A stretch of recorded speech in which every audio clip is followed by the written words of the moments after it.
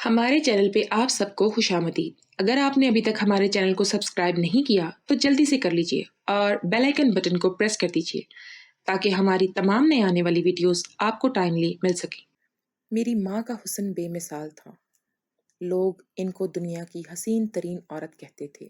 جب وہ 16 برس کی ہوئیں تو ان کے حسن کے چرچے دور دور تک پھیل گئے۔ لوگ ان کی خوبصورتی کے دل دادا تھے۔ ہماری نانی اپنی بیٹی کو زمانے سے ایسے چھپا کر رکھتی تھی جیسے کوئی سونے کو چوروں سے چھپاتا ہے۔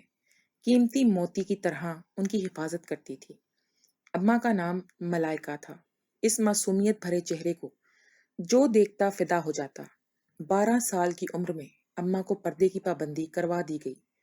ان کو گھر سے باہر نکلنے کی اجازت بالکل نہیں تھی۔ آس پڑوس سے جب عورتیں آتی، نانی میری اماں کو اشارہ کرتی، اندر جاؤ۔ وہ بیچاری حکم کی تعمیل پر مجبور ہوتی تھی۔ ان کی خوبصورتی ان کے لیے مصیبت بن گئی تھی۔ اماں کو پڑھنے کا شوق تھا، پڑھ لکھ کر کوئی جاب کرنا چاہتی تھی، لیکن انہیں اسکول بھی 5ویں تک جانے دیا گیا، پھر گھر میں قید کر دیا گیا، کسی قیدی کی طرح۔ وہ گھر میں ہی رہ رہی تھی۔ اس قید سے اماں بے حد تنگ تھیں۔ لڑکیوں کی سہیلیاں ہوتی ہیں، ہم جولیاں ہوتی ہیں جن سے وہ باتیں کرتی تو ان کا دل بہل جاتا، لیکن ایک اماں تھی۔ اماں کے لیے یہ سب ممکن نہیں تھا، نہ ہی یہ خوشی ان کے نصیب میں تھی۔ اس کم عمری میں لڑکیوں کے ایک سے ایک خواب ہوتے ہیں، لیکن اماں کو اپنے خوابوں کا پتہ ہی نہیں تھا۔ ان کو تو آئینہ دیکھنے کی بھی اجازت نہیں تھی کہ کہیں خود پرستی کا شکار نہ ہو جائے، باغی نہ ہو جائے۔ نانی نے تو گھر سے آئینہ بھی ہٹا دیا تھا۔ اتنی زیادہ احتیاط کے باعث میری اماں بیچاری ذہنی تھکاوٹ کا شکار ہونے لگی۔ اب وہ خود سے باتیں کرتی، کبھی دنوں تک گمسم رہتی جیسے کسی نے قوت گویائی ہی چھین لی ہو۔ اس صورتحال سے نانی بھی پریشان رہنے لگی۔ شوہر سے خدشات کا اظہار کرنے لگی کہ اللہ جانے میری پھول سی بچی کو کیا ہوتا جا رہا ہے۔ اکیلے کمرے میں خود سے باتیں کرتی ہیں، کبھی ہنستی، کبھی منہ بسورنے لگتی، کمروں کی گھٹن سے گھبرا کر کیاریوں کے پاس جا کر بیٹھتی ہیں، تو کبھی پودوں اور پھولوں سے باتیں کرنا شروع کر دیتی ہیں۔ اماں اصل میں شدید تنہائی کی مریضہ ہو چکی تھی، لیکن نانی کو اس بات کی سمجھ نہ تھی۔ اس سب کی ذمہ دار نانی ہی تو تھیں، یا پھر اماں کی حد سے زیادہ خوبصورتی۔ وہ ایک پرانے دور کی سیدھی سادی طرز کی عورت تھی، جو وقت کے بدلتے انداز اور طور طریقوں سے سخت خوف زدہ تھی۔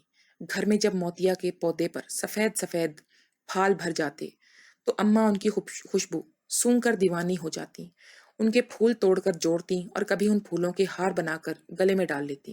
نانی منع کرتی کہ اس عمر میں کنواری لڑکیوں کو پھولوں کے ہار گجرے نہیں پہننے چاہیے، وہ بھی شام کے وقت۔ تو ہنستی تھی۔ ایک دن ذرا سختی سے منع کیا تو پھولوں کا ہار جو پہننے کے لیے بنایا ہوا تھا اسے بلی کے گلے میں ڈال دیا۔ پھر تو عجیب بات ہو گئی۔ نانی کے بقول وہ منحوس بلی جس کے گلے میں موتی کے پھولوں کا ہار ڈلا تھا، جھومنے اور ہار سے کھیلنے لگی جیسے اس پہ جن آ گیا ہو۔ ہار بار بار ادھر ادھر سر کو گھماتی تھی، فرش پر بے چینی سے لوٹ رہی تھی۔ پھولوں کی خوشبو نے اس کو مست کر دیا۔ اس طرح گجرے کو سونگنے لگی جیسے انسان خوشبو سونگ کر محظوظ ہوتے ہیں۔ نانی تو اس کی یہ حالت دیکھ کر دنگ رہ گئی، اور ملائکہ تھی کہ ہنسنے سے لوٹ پوٹ ہوئے جا رہی تھی۔ تبھی نانی اماں کھینچ کر اندر لے آئیں تو وہ آتی نہ تھی، جیسے قدم زمین نے جکڑ لیے ہوں۔ تب نانی نے طیبہ کو آواز دی۔ نانی اور طیبہ خالہ نے اماں کو پکڑا اور کھینچتے ہوئے اندر لے آئیں۔ میرے نانا اور نانی کی 2 اولادیں تھیں، طیبہ خالہ اور ملائکہ، یعنی کہ میری اماں۔ طیبہ خالہ ساولے رنگ روپ کی حامل تھیں اور خوبصورت تھیں، لیکن میری اماں جیسی دودھ کی بنی ہوئی نازک اور بے حد حسین نہ تھیں۔ کوئی ان کے گھر آ سکتا تھا، نہ ہی اماں کو باہر جانے کی اجازت تھی۔ بلی کے واقعے کے بعد اکثر ایسے ہونے لگا، اماں کو جیسے بوریت سے بچنے کا مشغلہ ہاتھ آ گیا۔ طیبہ خالہ اور نانی کچن کے کام میں مصروف ہوتی اور امی پھولوں کی کیاریوں میں اپنی پالتو بلی کو گود میں بیٹھی ہار بناتی رہتی۔ نانی ڈانٹتی تو وہ کہتی، اماں میں یہاں کوئی اپنے لیے تو نہیں بنا رہی نا ہار، یہ تو میں اپنی مانوں کے لیے بنا رہی ہوں، اسے خوشبو بہت پسند ہے۔ جوں جوں ملائکہ پھولوں کی کیاریوں، پالتو بلی اور پھولوں کے خوشبودار گجروں میں الجھتی گئی، نانی اماں کی تشویش میں اضافہ ہوتا گیا۔ نوبت یہاں تک آ پہنچی کہ نانی نے خوفزدہ ہو کر شوہر کو وہ گھر بیچنے پر مجبور کر دیا۔ وہ بولی کہ یہ لڑکی تو باز آئے گی نہیں، ایسا نہ ہو کہ جنوں کے چنگل میں پھنس کر ہم کو نئی مصیبت میں مبتلا کر دے۔ کسی دوسرے گھر چلے جائیں گے تو یہ موتیاں، مونگرے اور ان کی خوشبو، یہ منحوس مانو بھی سب یہیں رہ جائیں گے۔ تبھی میری ملائکہ نے ان چیزوں کے سحر سے نکل جائے گی और घर गृहस्थी में दिलचस्पी लेने लगेगी। अब तो सारा बोझ तैयबा ने उठाया हुआ है। उसकी शादी हो जाएगी तो मैं अकेली क्या करूंगी? मलाइका को भी तो किचन का काम करना आना चाहिए ना। पानी की नातवां बूंद भी मुसलसल पत्थर पर पड़ती रहे तो उसके जिगर में भी सुराख कर दिया करती है। नानी तो खैर से बीवी थी। बीवी के मशवरे में बड़ी ताकत होती है। बेचारे नाना मजबूर हो गए और अच्छा भला भाई घर औने पौने फरोख्त किया और एक अजनबी मोहल्ले में औसत दर्जे का घर खरीद लिया। ये घर क्या था? छोटा सा 2 कमरों का मकान था, बस गुजारा था। सहन पक्का था, क्यारियां थीं और ये ना ही फूल पौधे थे। गेट के पास सिर्फ एक चंबेली की बेल ही थी जो दीवार से लगी थी और छत पर उसके पत्तों से छतरी नुमा सूरत बन गई थी। ये मौसम में फूलों से भर जाती थी और नन्हे मुन्ने नाजुक फूलों से फिजा मुअत्तर हो जाती थी। ये गुल अंदाम चंबेली के कलियां सितारों की तरह सहन में गिरती रहती थी और बेहद भली लगती थी। जिन दिनों नाना ने ये घर खरीदा, फूलों का मौसम नहीं था, ये खजां का मौसम था। बेल के खाकस्तरी तने के गर्द जर्द पत्तों का ढेर लगा था। किसी ने ध्यान ही नहीं दिया कि ये सूखा तना छत तक जाते जाते हरे भरे पत्तों की छतरी बना रहा है जिस पर खुशबूदार फूलों का एक खजाना फैला होगा। मौसम बदलते ही सारे घर में चंबेली के अनगिनत फूलों की बारिश सहन में शुरू हो गई। ऐसी मस्त करने वाली खुशबू फजा में फैल जाती थी कि पथरीले मकान की संगो फर्श भी मुअत्तर होते थे। नए मकान में आकर मलाइका भी कुछ परेशान रहने लगी। यहाँ ना इसकी मनपसंद क्यारियां थीं और ना ही मानो थी जो उसे देखते ही गोद में चढ़ जाती थी। उसकी वाहद सहेली मानो पुराने मकान में रह गई थी जो अब उसको बेकरारी से ढूंढती होगी। ये ख्याल आते ही आंखों में आंसू आ जाते थे। जब मौसम बहार की आमद पर चंबेली के फूलों ने घर भर को मुअत्तर कर दिया तो नानी फिर से परेशान हो गई। इसी खुशबू से घबराकर तो अपना शानदार घर औने पौने बेचकर एक अनजाने मोहल्ले में मुंतकिल हो गई थी वो। तैयबा की निस्बत तय हो चुकी थी, उसकी जल्द शादी हो गई। अब तो मलाइका भी बिल्कुल तनहा हो गई। नए घर में बिल्कुल दिल न लगता। घुटन महसूस होती तो जीने से छत पर चली जाती। मुंडेरों से झांक कर गली मोहल्ले का जायजा लेती। किसी तौर पर तो दिल बहलाना ही था। अमूमन शाम को मगरिब से पहले सायरा का दिल हफ्सदा माहौल की मुट्ठी में आ जाता। वो लम्हा भर भी नीचे न ठहर पाती और दौड़कर ऊपर पहुंच जाती। छत पर कम से कम खुला आसमान तो नजर आता था। ठंडी हवा के झोंकों से रूह की घुटन कुछ कम हो जाती। इस पर चंबेली के हरे भरे पत्तों से बनी छतरी जिस पर बेशुमार सफेद फूल खिल रहे होते रूह के नेहा खानों को ताजगी से भर देते थे।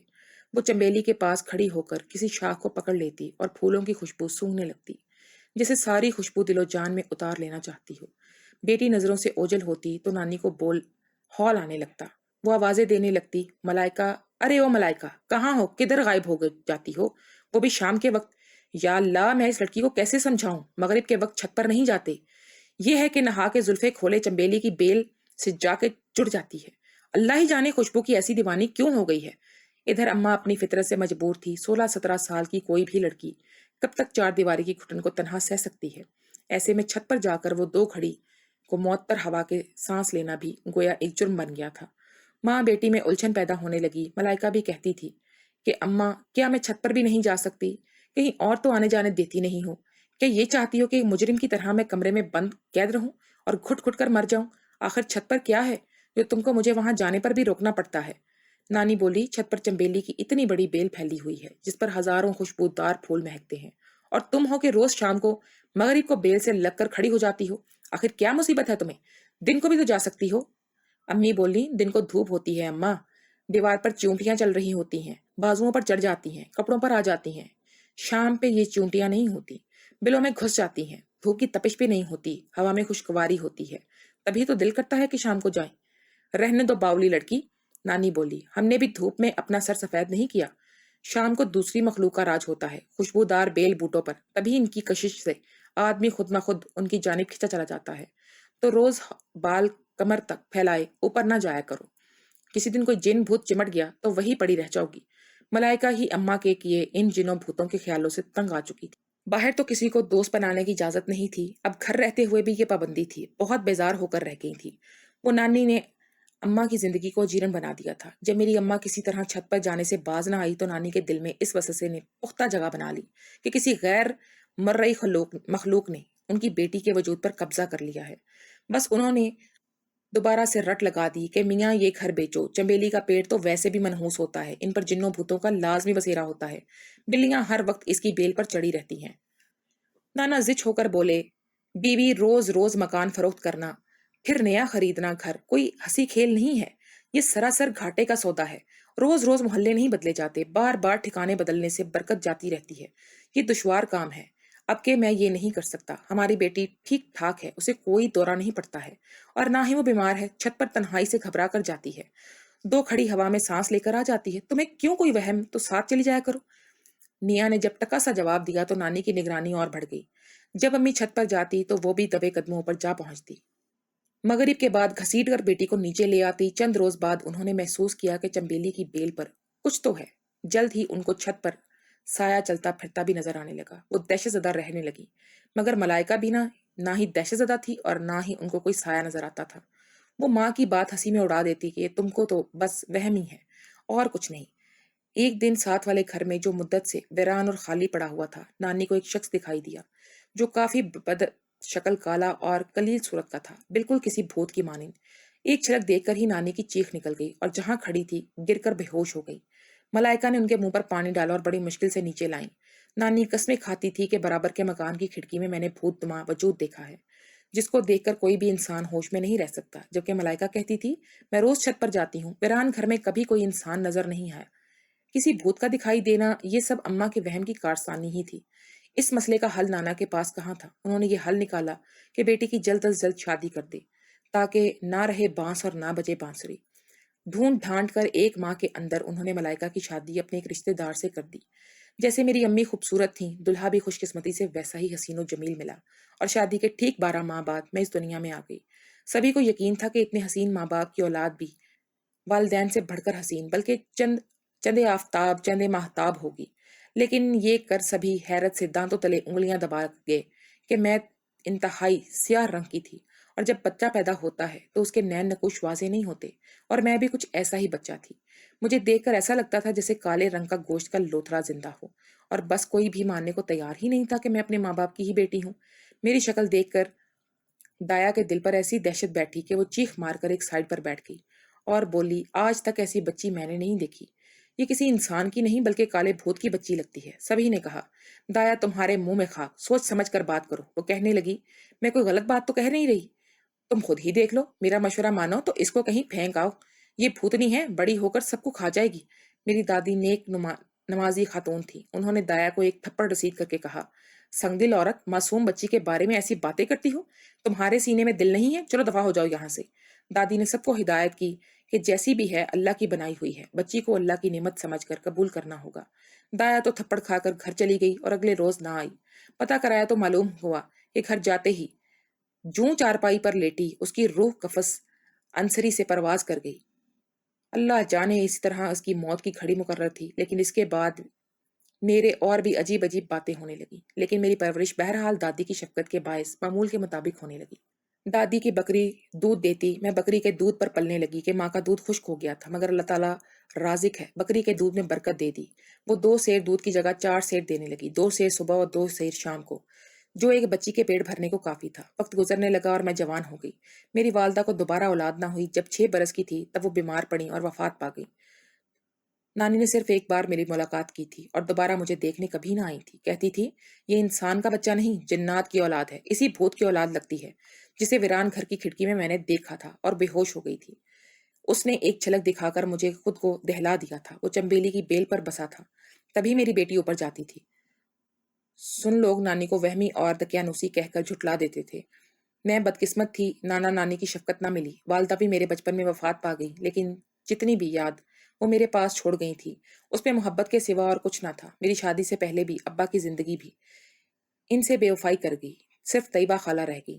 وہ اپنے گھر خوش تھیں، کبھی کبھار ملاقات ہوتی تھی تو کہتی تھی کہ تمہاری ماں پر خوبصورتی کی وجہ سے اماں جان نے پابندیاں اور سختیاں رکھی تھی کہ میری بہن رو پڑتی تھی۔ مجھے یاد ہے کہ وہ اکثر دعا کیا کرتی تھی کہ اے اللہ مجھے میرے جیسی اولاد نہ دینا، بیٹی ہو تو پھر بالکل بھی میرے جیسی نہ ہو، خوبصورت بیٹی نہ دینا مجھے، بلکہ نہایت ہی کالی بیٹی دینا، تاکہ وہ حسین ہونے کی وجہ سے میری طرح دکھ نہ اٹھائے، کھلی ہوا میں چلے پھرے اور معطر ہوا میں سانس لے سکے۔ مجھے یاد ہے کہ امی کہا کرتی تھی کہ تیری صورت اچھی نہیں ہے مگر بھلے مجھے سکون ملا ہے کہ میری دعا قبول ہو گئی ہے۔ تیری صورت اچھی نہیں، کوئی بات نہیں، اب کسی میلی نظر کا ڈر نہیں، میری بچی جیسی آزاد زندگی چاہے گی جیے گی۔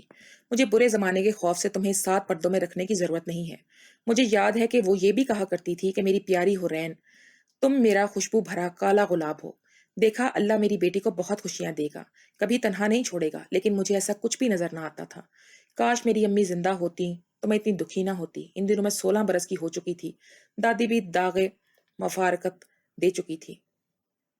خالہ طیبہ دادی اماں کی وفات کے بعد مجھے اپنے گھر لے آئیں، کیونکہ ان کے سوا میرا کوئی نہ تھا۔ کسی کے پاس رہتی، میرے کالے رنگ کو خالہ کے گھر والوں نے سخت ناپسند کیا۔